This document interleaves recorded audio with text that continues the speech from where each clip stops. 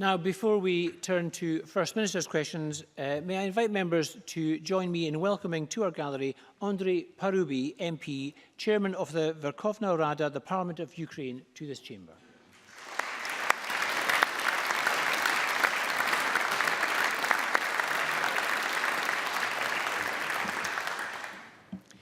Thank you. We turn now to First Minister's questions. Question number 1, Ruth Davidson. Thank you, Presiding Officer. Last week, I called on the First Minister to put on hold her plans to increase the number of criminals being tagged in the community rather than being kept in prison, and I want to return to that issue this week. Can I ask her if she really thinks she has the confidence of victims and the wider public for those plans? First Minister.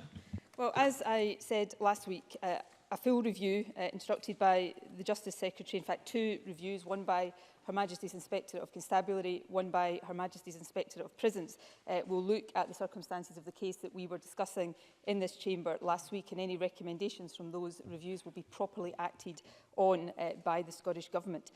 Beyond that, I do think it is important that we have a justice system that punishes people for the crimes that they commit, that punishes people properly for the crimes that they commit, but also works to rehabilitate people where possible. And that's why some of the processes and systems that we discussed last week are in place. They are in place not simply for the benefit of those who commit crimes, but much more importantly, they are in place for the benefit of wider society, because better rehabilitation, we know, helps to reduce reoffending. That's something that I think Ruth Davidson's colleagues in the UK Government south of the border recognise, and I do believe it's something that most people across Scotland also recognise. Ruth Davidson. Thank you. The truth is, it's not at all clear how the Government's plans contained within its Management of Offenders Bill will put victims first. And let me give an example. The First Minister is proposing to release more criminals back to communities. And under those plans, a serious offender could be released from prison, could be given a tag, cut it off, breach the terms of their release, and yet, incredibly, that wouldn't automatically be considered an offence. That's what it says in the bill. I think that is plain wrong, doesn't the First Minister? First Minister. As Ruth Davidson has herself indicated in how she's characterised this, this is a bill that is before Parliament for proper debate, scrutiny, discussion and in due course for appropriate amendment. But it is the case, of course, that breaches of home detention curfew are taken very seriously. In terms of the processes that are underway right now, there are clear processes in place where an individual fails to comply with the conditions of their curfew. If the conditions are considered to be breached, the prison service will revoke the individual's licence and issue a recall order. Police Scotland is notified and makes arrangements to apprehend the prisoner. So there are processes in place. It is important, though, that we always keep these processes under review, so that when cases such as the one we were talking about last week happen, and thankfully these are rare cases, although that offers no comfort to the family affected in that case. But where situations like that arise, we review that properly, and if there are lessons or changes that require to be made, then we take action to do that. Ruth Davidson. Well, I hope that was a hint, even if it was a soft hint, that she's prepared to listen on this specific issue, because it's not just me that's calling for change here. It's also groups like Scottish Women's Aid, who represent the victims of domestic violence. They say that the safety and security of individual victims of crime must be the critical consideration when assessing suitability for release on electronic monitoring. And on the specific issue of tagging, they say that to be a credible deterrent, breach of the electronic monitoring condition must be an automatic criminal offence. I believe they're right on both points. Will the First Minister give a commitment now to amending this bill to ensure that breach of electronic tagging is treated for what it should be, and that is a crime? First Minister. I agree that where people breach any conditions in which they're released into the community, then the situation should be that they are returned to prison. These decisions are rightly taken in some cases by the Scottish Prison Service, in other cases by the Parole Board, and of course in many cases these are decisions for the independent judiciary. We will listen to the case for any amendments that are proposed to this bill, and I hope the Parliament will discuss this in a very open and mature way. It is, I think, also important to point out that home detention curfew, for example, is used only with a very small proportion of the prison population. Approximately 4% of the prison population at any time will be on home detention curfew, which is the same proportion, as I understand it, of prisoners on home detention curfew in England and Wales. So this is something that is not used for the majority of prisoners, but where a case is made, it can help to aid rehabilitation. And I actually, Ruth Davidson asked me if I agreed with others that she cited, and in terms of the substance of those quotes, I agree with the sentiment expressed there, and we will debate the detail of that. But I actually agree very much with this quote as well. Of course, the rehabilitation of criminals is a vital part of the justice system. That is why we have parole and home detention. The aim is to ensure that criminals are reintegrated with their communities, so we avoid the kind of revolving door that sees criminals return to jail over and over again. I agree with that quote. It's a quote from Ruth Davidson on the 6th of June this year.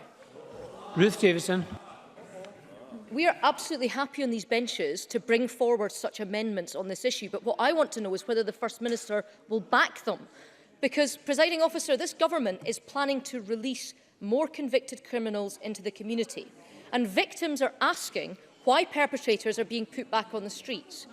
Now, the First Minister admitted last week that there are scores of offenders in the community who should be being monitored, but instead are unlawfully at large.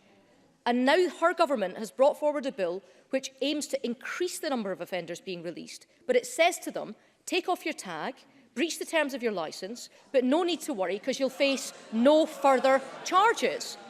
Now, we've got a chance here to rebuild trust in our justice system, but to do so, it's not an offenders bill we need, it's a victims bill. So isn't it time that the First Minister went back to the drawing board and began again with a bill that will show victims that their rights come before criminals for once? First Minister.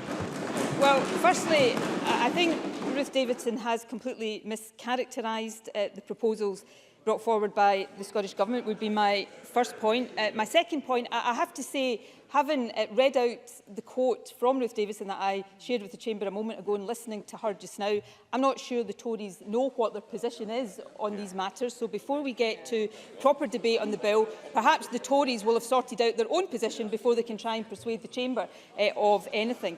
In terms of amendments, we will look carefully and properly consider any amendment that's brought forward. It stands to reason I'm not going to give commitments right now to supporting amendments that I haven't even seen and the government hasn't even seen. But we will look carefully and consider all amendments. They will be properly debated in this chamber. I certainly hope the parliamentary authorities will allow more than 15 minutes debate for all of these important issues.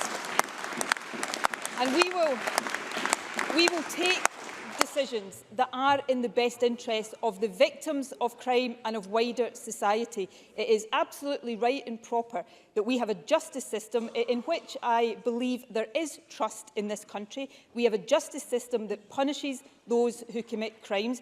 The idea that Scotland, with one of the highest prison populations in the whole of Western Europe, is a soft touch when it comes to justice simply does not bear any scrutiny. So we will ensure that we have a justice system that punishes criminals, but also ones that aids the wider interest of rehabilitation of offenders, because, as Ruth Davidson herself says, that is in the interest of victims of crime and it is in the interest of the country as a whole. And we will continue to take all of these matters into account in a mature and responsible way. Question number 2, Richard Leonard. Thank you, Presiding Officer. To ask the First Minister, can she give us another word for a hummingbird's beak? First Minister. Not immediately, no. Richard Leonard. Well, that's rather unfortunate, because the hummingbird's beak question is one of the government's standardised assessment literacy questions for 5-year-olds. For 5-year-olds, Presiding Officer. Little wonder that Scotland's teachers have told me how young, confident children are crushed by these tests. And there have been reports of children driven to tears. Children driven to tears. The educational charity Upstart says these tests are not only pointless and highly counterproductive, worse, they are an adverse childhood experience. And yet, at the SNP conference 6 days ago, John Swinney claimed, and I quote him, a renaissance in Scottish education. First Minister, what kind of renaissance is it that includes 5-year-olds being driven to tears? First Minister. I don't know. I don't know what Richard Leonard was doing yesterday. Perhaps he can tell us later on. But yesterday morning, I was spending my time in 2 primary schools, actually, as well as a secondary school and an early years centre, all part of the fantastic new Largs campus, which make up the more than 750 schools that have been built or modernised under this government. And I was talking to a range of primary school children, including, I have to say, some 5-year-olds. I didn't meet any of them in tears. I didn't see any of them that looked crushed. What I saw were confident, bright, enthusiastic young people. Some of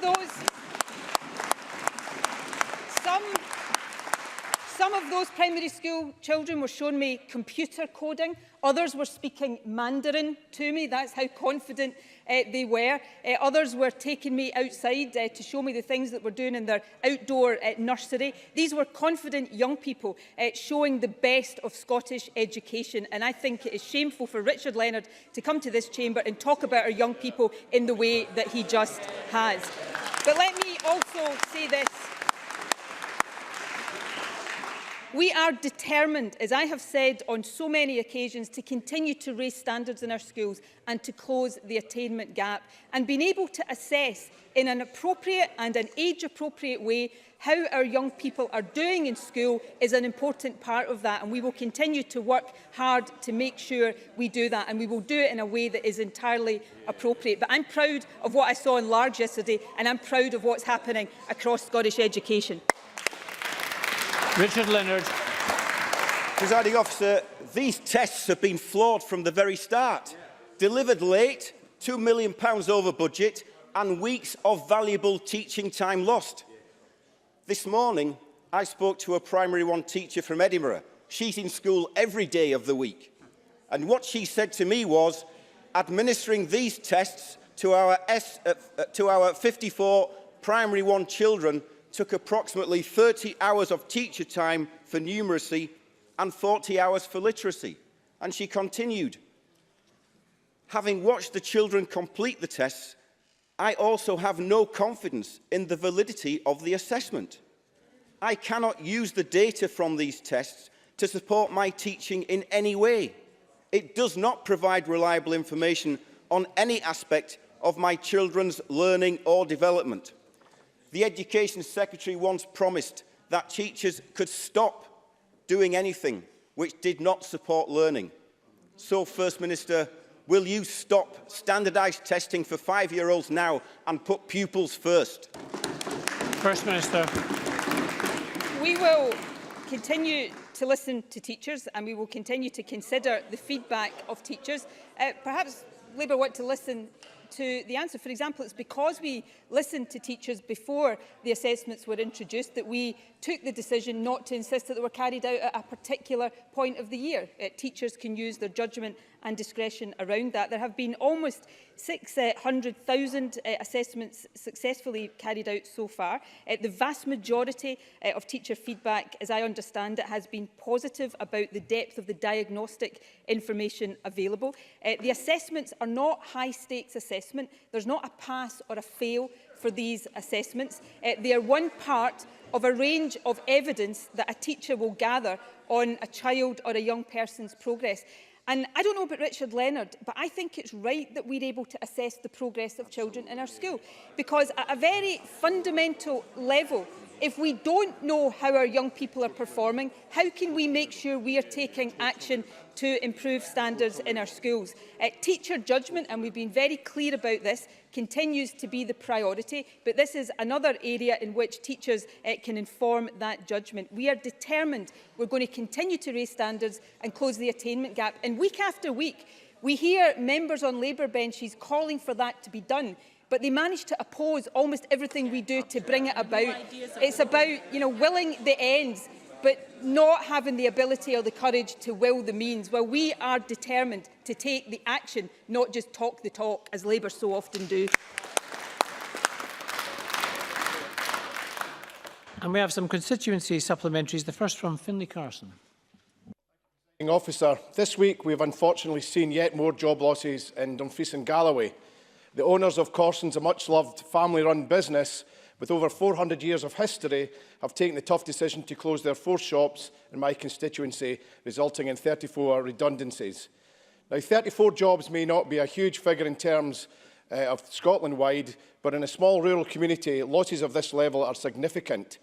In other circumstances, help has been provided, so will the First Minister outline what support the Scottish Government can give to the company and workers facing redundancy? First Minister. Raising an issue is an important issue, and it's deeply regrettable that the decision that he has outlined today has been taken by Corsons. The Scottish Government, as we do in all of these situations, will offer any assistance we can to the company to try to mitigate job losses, but we will also ensure that our PACE initiative is working with any affected employees to help them into alternative employment. I'm more than happy to ask the Economy Minister to correspond directly with the member to set out in more detail what can be done, and of course listen to any suggestions as to what the Scottish Government can do. Of course, while this does not take away from the impact in this particular case, we've also seen the latest labour market statistics this week showing that employment in Scotland continues to rise and unemployment remains at a very low level. So that is a good overall position, but within that we'll continue to take whatever action we can to support individual businesses and individual groups of employees. Bob Doris. Thank you, Presiding Officer. First Minister, my constituent, 10-year-old Georgie Kakava, tragically lost his mother Sophie in February whilst going through the UK asylum process. Georgie only knows Springburn in Scotland, having been here since he was 3 years old. He attends the local school, has good friends and a community who want to protect and support him. 70,000 people have signed a petition calling for Georgie not to be deported and to stay in Scotland with his gran, Coutinho. Does the First Minister agree with me that Georgie's case must be conducted by the Home Office with compassion and move quickly to give certainty, safety and security to Georgie? And can I also ask the First Minister to make representations to the Home Secretary, as I have done, making the case that Scotland is Georgie's home and it's where he should grow up? First Minister. This is a really tragic situation, and it's absolutely heartbreaking to hear what Georgie has been through. That said, I've been, and I'm sure everybody has been, deeply touched to hear how the local community in Springburn has rallied round, really proving that people do make Glasgow. In achieving over 70,000 signatures, Reverend Brian Casey's petition shows the strength of feeling that people have for a child who has lost his parents and has only ever known Scotland, our country, as his home. Georgie's case needs common sense, but above all it needs compassion, and I hope the Home Office will urgently review it with Georgie's best interests at the heart of their decision-making. In fact, with Georgie's best interests as the only factor in their decision-making. And I hope the outcome of this case is that Georgie is allowed to stay here, grow up here, and I'm sure as he gets older, make a fantastic contribution to the country, not only that he calls home, but I think the country that considers Scotland to be his home. Neil Findlay.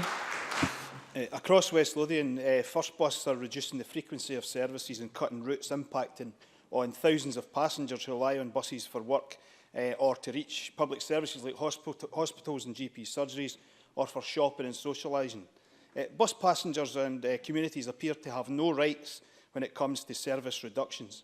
Can the First Minister advise what passengers can do in the here and now to prevent these cuts to services, or do they just have to accept it? First Minister.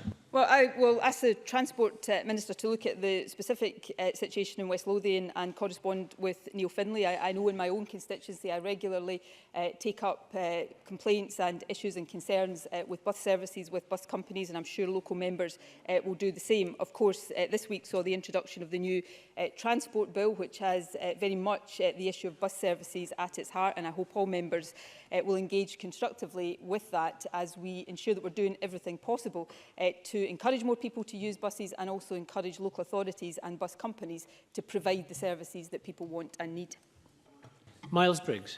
First Minister, my office has been inundated with emails and letters from patients across Lothian who are facing a wait of up to 45 weeks just for an initial orthopaedic appointment before they can even be added to the operating waiting list. The Health Secretary assured me repeatedly that improvements would be made by April of this year.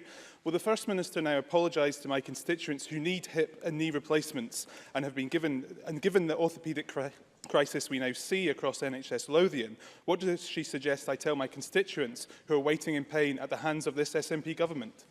First Minister. Well, firstly, I would apologise to any patient that waits longer for treatment on the health service than they should do.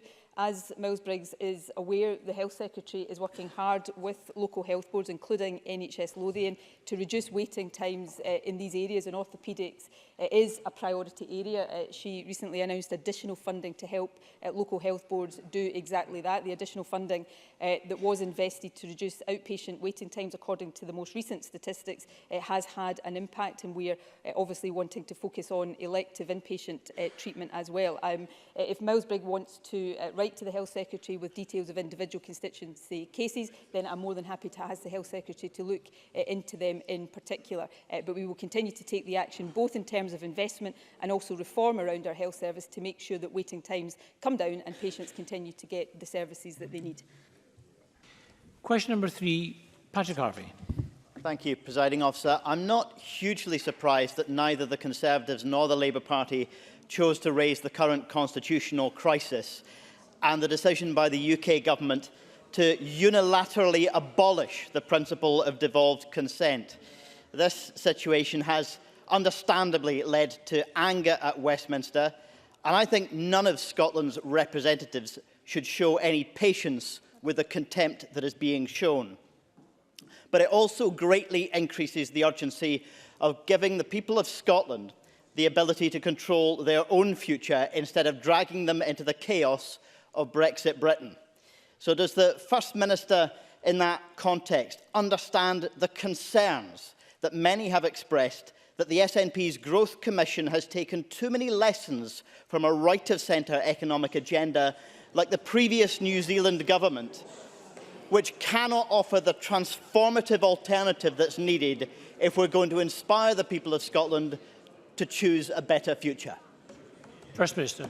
No, I don't actually. I think the Growth Commission offers the alternative to austerity that this country so badly needs, and offers a future based on hope, not the despair of Brexit. But I'd say this to Patrick Harvey: when Scotland is independent, he'll be perfectly entitled to put forward different ideas, and the people of Scotland can choose, because that's what independence is about, allowing the people of Scotland to decide their own future, not have it decided for us by a Tory government at Westminster. And in terms of developments this week, what we saw this week was the most clear and powerful evidence so far that the Westminster system simply does not work for Scotland. The Tories plan to remove powers from this Parliament without the consent of this Parliament. They ripped up the convention that has underpinned devolution for nigh on 20 years. They did so in the most contemptuous way possible, with a 15-minute debate and no opportunity for a single Scottish MP to get to speak.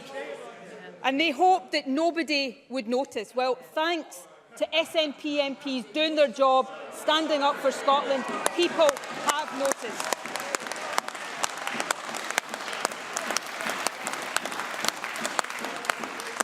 People are angry, people are talking about it, people are expressing that anger in different ways. Since lunchtime yesterday, 5,085 of them have expressed their anger by joining the SNP. You know, Adam Tompkins, who was shouting from a sedentary position, recently said this: the political price of enacting legislation without the consent of the Scottish Parliament might be quite significant. Well, I think the Tories are about to find out just how right on that issue Adam Tompkins is. Patrick Harvey. I'm sure the First Minister didn't mean to ignore the questions around the Growth Commission which are raised. She says that we should offer new ideas in the future once we're independent. Well, we will do, but we're doing so already. And in fact, New Zealand, one of the countries the Growth Commission relies on for its argument, is already putting new ideas into practice. And I would refer to the comments about the Growth Commission from Gareth Hughes, a Green MP from New Zealand, who says that after being one of the most egalitarian countries, New Zealand witnessed the fastest growth in inequality in the developed world. They saw a dramatic rise in homelessness, precarious working conditions and child poverty as a result of the light-handed regulation, small state and punitive welfare reform agenda.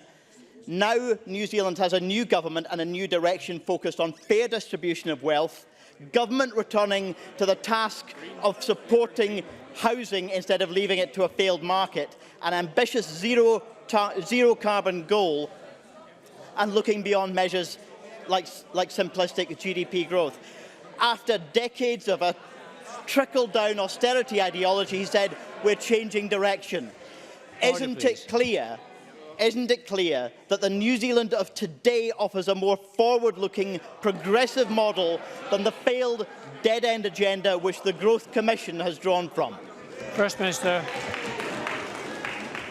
Well, forgive me, I'm actually more interested in the Scotland of today and the Scotland of tomorrow that can be so much better with the powers of independence. Now, look at the Growth Commission. If the recommendations of the Growth Commission had been applied in the years since the Tories came to power at Westminster, the reduction we've seen in public spending in Scotland would have been wiped out, and actually more than wiped out. That reduction would have been turned into an increase in public spending, the eradication of austerity. This is about how we get an alternative to austerity. And it's about a debate about how we maximise the vast potential of this great country of ours.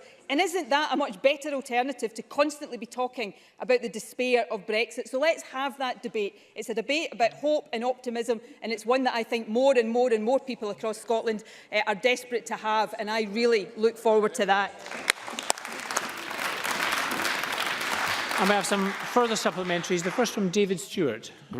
Presiding Officer, the 14th of June 2017 is the date that will go down in infamy. The Grenfell Tower disaster claimed 72 lives. Does the First Minister share my view that the best way to honour the 72 lives lost is to ensure that such a tragedy can never happen again? Will the First Minister support my member's bill to provide sprinklers in all new social housing? First Minister. Well, firstly, can I thank David Stewart for his question. I think all of our thoughts today are with those who lost loved ones, those who were injured, those who were made homeless in Grenfell a year ago today. Our hearts break for them every day, but particularly today as they mark the one-year anniversary. Of course, the importance of these issues have been brought home to us today, and certainly been brought home to me with the fire in the Tower Block in the Gorbals in my own constituency. I am glad to say, having spoken to the Chief Fire Officer earlier this morning, that fire is under control, and I want to put on record my thanks to all of our firefighters for the work they did this morning in containing and extinguishing that fire. I will certainly be working as local MSP to offer help to those who I understand may have to be rehoused because of understandable water damage that's been done to that. But that incident brings home the importance of making sure that we have robust fire safety procedures in place, particularly in high-rise tower blocks. As Dave Stewart is aware, the two review panels that were set up in the wake of Grenfell to advise the Scottish Government reported their recommendations yesterday. The Ministerial Working Group has accepted the panel's recommendations.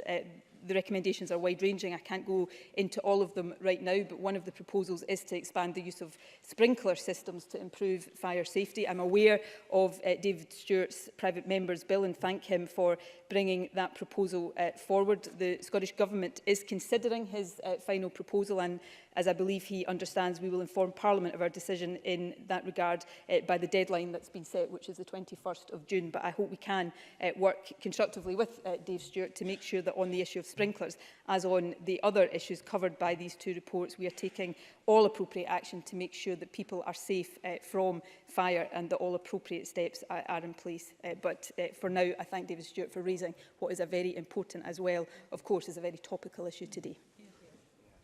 Jamie Green.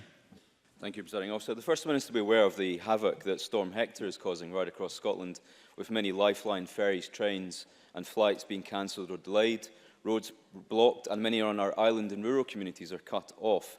In my region, there are neither ferries nor trains operating out of Ardrossan.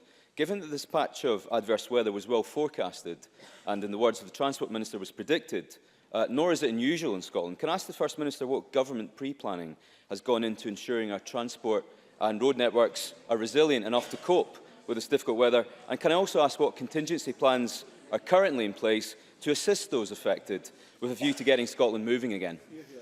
First Minister. Well, our resilience arrangements always take steps to ensure that we are as well prepared as we can be for adverse weather. I think most people across the country realise, though, that even when bad weather is predicted, even when all due contingency plans are put in place, it's not possible to stop all of the impact that the bad weather has. And public safety always has to come first, which is why decisions regrettably often have to be taken to cancel ferries or to cancel other transport services. But we will be working, and resilience officials, the Transport Minister in particular, will be working to make sure that any disruption is kept to a minimum and that the services get back to normal as quickly as possible. And in my experience, while of course nobody wants to see weather-related inconvenience, the vast majority of the public understand the situation that arises in these circumstances and are very patient with the arrangements that have to be put in place, and I would thank them for that. John Finney. Thank you, President Officer. The First Minister will be aware it's 5 years this month since Lord Advocate Frank Mulholland announced he directed Police Scotland to inquire into the vile practice of rendition, which saw people abducted and transported for torture. Various Scottish airports were implicated, including Inverness and Wick in my region, both of which the FM will know are operated by HIAL on behalf of Scottish ministers. Will the First Minister provide a progress report on this inquiry and request the Lord Advocate come to the Chamber to provide a detailed update? First Minister. Well, of course, the Lord Advocate carries out these investigations completely independently of ministers. It's right and proper that he does so, so it would not be appropriate for me to seek to instruct the Lord Advocate in any aspect of his independent role. I will, however, pass on John Finney's comments to the Lord Advocate. I'm sure he will be listening carefully anyway, or these comments will be reported to him, but I will ensure he's aware of them and ask the Lord Advocate to get in touch with John Finney to give a progress report to the extent that he is able to do so, and I hope that will be helpful to the member. Move on to question 4, Bruce Crawford. Thank you, President Officer. To ask the First Minister whether she provide an update on the impact of the EU withdrawal bill on Scotland. First Minister. Well, the most immediate impact is that the UK Government this week, for the first time since the establishment of the Scottish Parliament, decided to press ahead with legislation on devolved matters without the consent of this Parliament. In doing so, it has taken an unprecedented step and overturned the rules of our constitutional arrangements, which have never before been broken in the history of devolution. The fact that the overwhelming vote in this Parliament was casually cast aside in just 15 minutes in the House of Commons without any debate and without a single Scottish MP having the opportunity to speak, in my view, demonstrates beyond all doubt the utter contempt the Tories have for devolution and for the interests of the people of Scotland. Bruce Crawford. I thank the First Minister for her answer. Does she agree with me that the Tories never wanted devolution in the first place? That their latest democratic outrage proves that they are prepared to undermine devolution purely to suit Tory party needs, regardless of the consequences for Scotland? And does she also agree that Ruth Davidson's Tories will pay a heavy price for supporting this naked power grab of devolved responsibilities? First Minister. I think it's been demonstrated beyond any doubt that the Tories can't be trusted with devolution. They cannot be trusted now or ever with the Scottish Parliament. The Tories campaigned against devolution 20 years ago.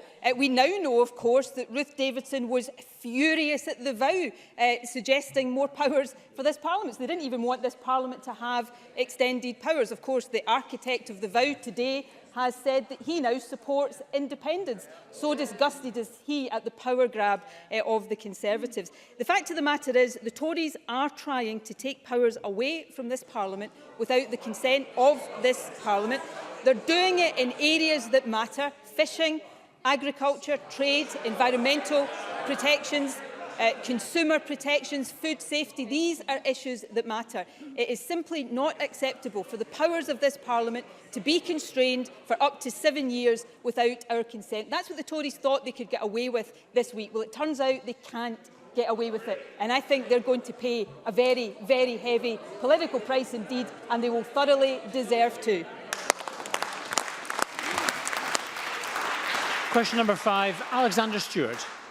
Thank you, Presiding Officer. To ask the First Minister what the Scottish Government's response is to reports that Yammer, which is a social network available in every school, is being used to target vulnerable children. First Minister. Well, I take safeguarding of children, information security and data protection very seriously. It is not acceptable for any child to be exposed to inappropriate content online. However, I want to be very clear that we have no indication that vulnerable children are being targeted through Yammer in the GLOW system. It is critical that offensive material is reported and removed as soon as it is identified. While all relevant issues are examined and as a precaution, access to Yammer was removed on Friday the 8th of June while Education Scotland undertakes a full review. Education Scotland officials also met with the parent who first raised concerns and the school to discuss the issue. Alexander Stewart. I thank the First Minister for that answer, but teachers did raise concerns over 18 months ago. The system's own risk assessment noted pupils could be subject to individuals wishing to do harm to them. And parents did try to raise issues with Education Scotland and their local education staff. So can I ask the First Minister, in simple terms, why were the warnings not listened to? Who is responsible? And how are we going to ensure that individuals are accountable? First Minister. Well, this issue first came to my attention, if memory serves me correctly, last Thursday when a parent emailed me. The system was taken down on Friday while the concerns are fully investigated. In terms of the oversight of this and the review, Education Scotland is responsible. As I understand it, the levels of access to GLOW and to Yammer are decided at a local authority level, but the site has been taken down, and it's right that that action has been taken because we must act on the precautionary basis when the safety of children are concerned. I do, however, want to be very clear about this. Based on the information that is available to me right now, there is no evidence to suggest that GLOW has been compromised. The offending content identified by the parent, as far as I understand it, was not content put there by an unauthorised user of the system. It was created by a secondary school-age pupil who has since been removed from GLOW, as has the content that was put there. So this is a serious issue, and nobody in the government or in Education Scotland is trying to underplay it, but it is important that a proper review takes place. We know there are educational benefits to giving young people access to systems like this, but we must absolutely make sure that safety is a priority, and that's what we will continue to do. Gillian Martin. Presiding Officer, at a recent meeting I had with Bernardo's in Aberdeen, they told me that they estimate around 46% of children using various social media apps and online platforms had their settings at public, which of course means that anyone can see their content and can contact them. Does the First Minister think we can be doing more to highlight online safety to children at a young age, given so many have access to social media before the age required by these platforms? First Minister. Yes, I do, and I think that is a very important point that Gillian Martin has raised. I think it would be good for all of us to think about online conduct and safety, and particularly where children are concerned, for parents to have access to the advice and information that allows them to ensure that children are using social media in a way that prioritises their safety. So I will certainly give an undertaking today that the Scottish Government will consider whether there's more we can do to ensure that parents and teachers and anyone working with young people have the knowledge and understanding to enable them to give appropriate advice to young people. I think we've discussed these issues in the Chamber before. It's important, the internet, social media is, on balance, a force for good. It opens worlds to children that they may not otherwise be able to experience, but it also does give access, or potentially gives access, to those who would want to do harm to children. So we must make sure that safety is the absolute priority. And since these concerns were raised last week, that's what Education Scotland and the Government and the Deputy First Minister has been very involved in discussions with Education Scotland about this. That's what we've been seeking to do, and it's what we will continue to do. Question number 6, Claire Adamson. Thank you, Presiding Officer. To ask the First Minister how the Scottish Government is marking Carers Week. First Minister. Well, this week, Carers Week marks the remarkable contribution that all of the 788,000 carers across Scotland make to both the friends and family they care for, but also to wider society. I appreciate all that carers do, and we are committed to supporting them as much as we can. That's why we've invested nearly £143 million in a range of carer support since 2007, and we will spend a further £30 million a year increasing carers allowance from this summer, which will benefit 70,000 carers, and from next year we will introduce the new £300 Young Carer Grant. To mark Carers Week, the Minister for Public Health opened Vocal's new Carers Hub in Leith, which will help improve the support Vocal can offer to carers across Edinburgh and Midlothian. Our Carers Act has established new rights to support carers since April, which organisations like Vocal and other local carer centres across the country are crucial in delivering. Claire Adamson. Can I thank the First Minister for her answer, and I'm sure everyone in the Chamber welcomes the commitment to increase carers allowance in Scotland to £500 a year, an increase that will be backdated to April. Does the First Minister agree that this is recognition of the valuable jobs that carers do, and can she set out how else her government plans on supporting carers through the course of the Parliament, and how she can encourage members to sign up to be carer-friendly employers? First Minister. Well, firstly, we will continue to take action to support carers as much as possible. There's a range of support available under the new Carers Act. One of these areas of support, of course, is about giving carers in their own right the right to have a plan for their own needs. That is a major advance in carers' rights, and it remains a priority for the government to make sure it delivers real change for carers across the country. As well as the carers allowance supplement, which I've already spoken about, we will increase carers allowance in line with inflation each year, and we're committed to delivering an additional payment to carers of more than one disabled child. I've already mentioned the new Young Carer Grant of £300 for young people over 16 with significant caring responsibilities. That will be part of a package of support for young carers who are not in receipt of carers allowance, and it will include free bus travel. In addition, we're introducing a carers element to the Young Scot National Entitlement Card, providing non-cash benefits for young carers from the age of 11 to 18. And lastly, we will continue to promote the Carer Positive scheme, which encourages employers to create supportive working environments for carers.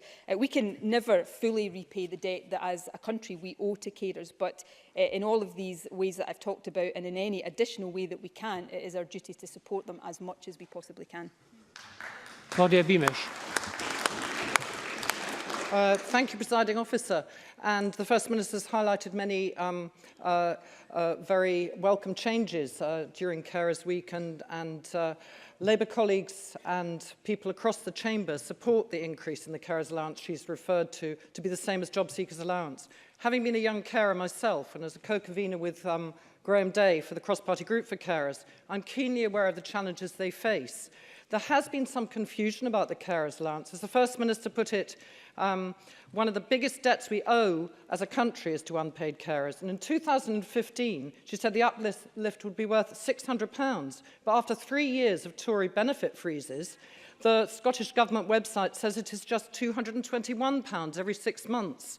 On Saturday, though, she said at her conference that it would be £500 a year. So could she kindly clarify what the down payment will be worth to Scotland's unpaid carers, if not now, then in writing to the cross-party group, as this would bring some reassurance? First Minister. Well, this summer, when we start paying what will be the first benefit through the new social security provisions, the change will bring carers allowance, as the member said, up to the level of job seekers allowance. That will take it from £64.60 per week to £73.10 per week. That money will be backdated to April. It will be paid in 2 lump sum payments a year, and it will put almost £500 into carers' pockets this year. It's a total of an investment of £30 million a year, and will benefit more than 70,000 carers across Scotland. If there's further information that it would be helpful for us to make available to the member, I'm happy to do that. And of course, we will work hard to ensure that everybody who is eligible for carers allowance is aware of that and can access that. All of that, of course, is separate to the new Young Carer Grant of £300 for young people who have significant caring responsibilities, and that is part of a wider package of support that we are intending to make available to young carers. So I hope that information is helpful, but I will ask the Social Security Minister to contact the member to see if there's any further information that she would find helpful as well. Thank you very much. And that concludes First Minister's questions. We'll move on shortly to members' business in the name of Alex Rowley on Mossmoran flaring But before then, I'll just have a short suspension to allow the gallery to clear and for new guests to arrive. Short suspension.